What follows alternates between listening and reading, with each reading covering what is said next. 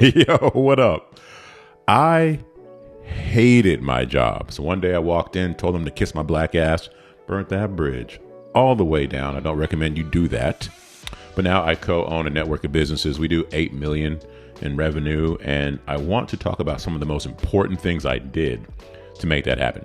So I was 38 when I became an entrepreneur. That's when I quit my job. And I'm going to tell you the 3 most important things I did to make that happen. But look, nobody ever talks about these things. At least I haven't heard them talk about it.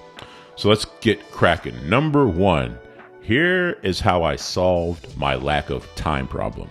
So I had a full-time job, stay-at-home wife, had a young child. She was about 2 at the time.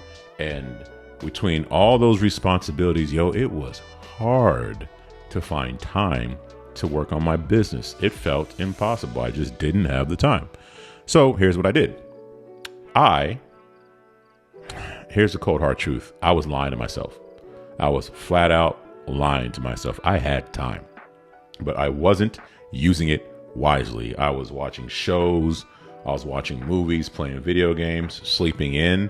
Anytime I had some downtime, I was filling it with these activities. And again, one of the biggest ones is I was just sleeping in. It came down to this. I just didn't want it bad enough.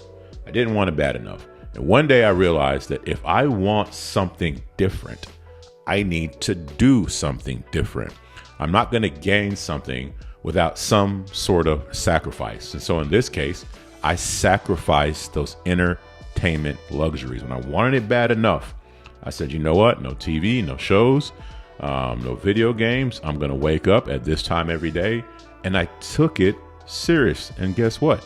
All of a sudden, I had all this time. But here's something else. I want to go a couple levels deeper. Here's the real. You know why I told myself I didn't have time? Well, obviously it was the excuse, like, hey, I just don't have time, blah, blah, blah. When really I was watching TV and playing video games and stuff like that. That's one. But another reason why I was telling myself that I didn't have time, I didn't realize this until later, I was saying that because that excuse made me feel better about my lack of progress. So for example, if I told a homeboy or somebody at work about this business I do, I'm working on this thing I'm doing or whatever it is, and then 2 or 3 months later they'd ask me about it, all I had to say was, yeah, man, but I can't, I don't have time. I don't have time. That excuse made me feel better about not taking action. I didn't realize that till further down the road. And then here's the real root. Here is the kick in the balls that happened to me when I started thinking about this a bit more. Here's another reason I was telling myself that I didn't have time. I was scared. I was scared to start a business. I was scared of failing.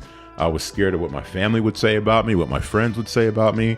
I was scared that if it didn't work out, I'd have to crawl to my job or crawl back to my job. The root of my inaction was in fear at the end of the day. And what made me feel better was telling myself that I don't have time. Because in the entrepreneurship world, I didn't know anything about it. So whether it's success or it's failure, there's a fear that comes from the unknown. I don't know any of that stuff because it was all new to me. But my job, I knew.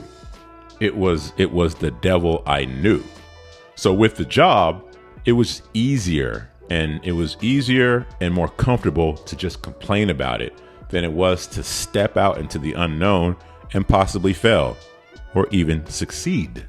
But look, by stepping out and failing is necessary. Like what, man, I hooped, right? I used to play basketball. I went from being the last picked on the court to the first pick. When I started that, I wasn't good. Anybody who starts anything new isn't good, but over time you get better. No baby just gets up and starts walking. They fall, and they keep walking. What I'm saying is, what I learned with this entrepreneurship game is I didn't come out the womb printing money. This stuff ain't natural to me. I had to learn and develop this skill set the same way I learned how to hoop, the same way I probably learned how to walk when I was a baby. It's a skill set I had to develop. But guess what? To develop a skill set, to get better at something, what has to happen? You have to fail. You just have to fail. You're gonna suck at first. And that was me with entrepreneurship, but I was too scared. So I would cover up that fear by saying, I don't have time. Speaking of fear, Here is the second thing I did. So I got around people, like groups of people who were successfully doing what I wanted to do. And I did this for like via meetups or conferences or gatherings or whatever. And the reason why this was scary is because I'm an introvert, bro. Like just getting out and talking to people, even talking to this camera right now, this ain't natural. This ain't easy for me. And at those conferences, I was already an introvert, but at that, I went dolo by myself. And I mean, I could do a whole other video about that part of it, but that part was scary, but super helpful. And let me tell you why it took me so long to do that, outside of the fear of going by myself and the fear of being an introvert. Again, I lied to myself. I would tell myself I didn't have the money, because when you go to these conferences and you go to these meetups, it costs money. And what really happened in the long run, in retrospect, it wasn't that I didn't have the money. I just didn't have the hustle. Let me give you an example. There was one conference that I knew I had to get into. I had to get there. It had all the big guys I had been following.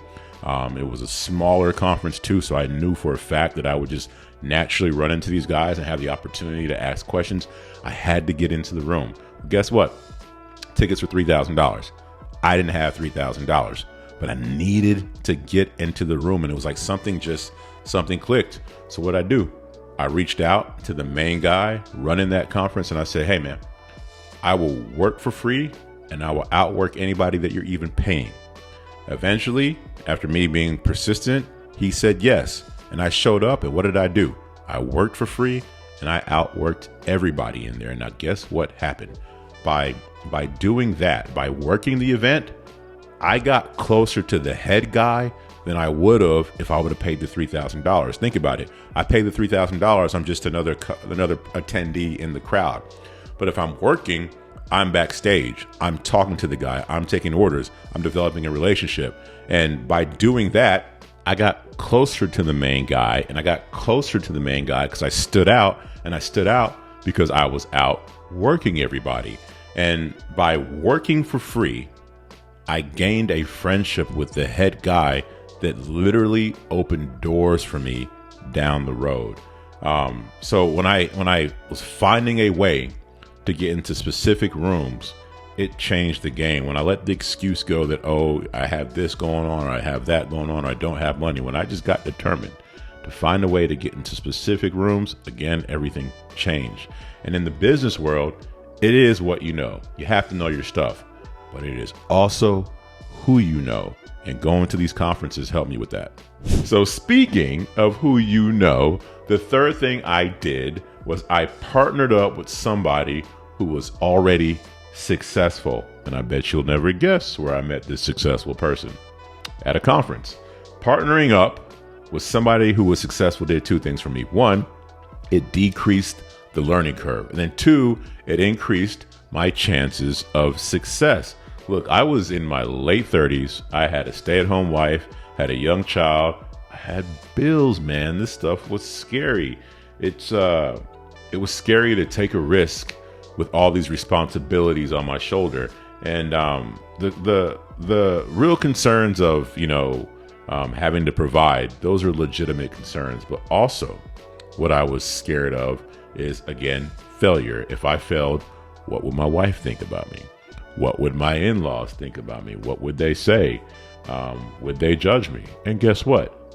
I went out there, I failed, and I did get judged. But here's the thing. I did that while I had a job. So at least I had a safety net, but I got out there and failed. But once I started figuring things out, and I got good, then I had something to offer.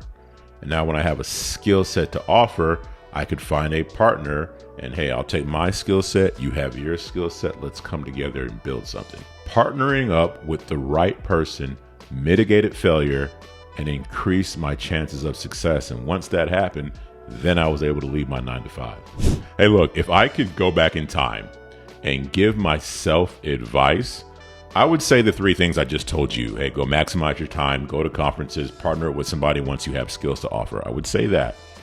But also, I would say this to myself. I would say, self, the root of your lack of progress is because you're not being truthful with yourself. And you're not being truthful with yourself because you're scared. Because once I got real with myself and started facing my fears, the game changed. Anyways, I appreciate you watching. Peace.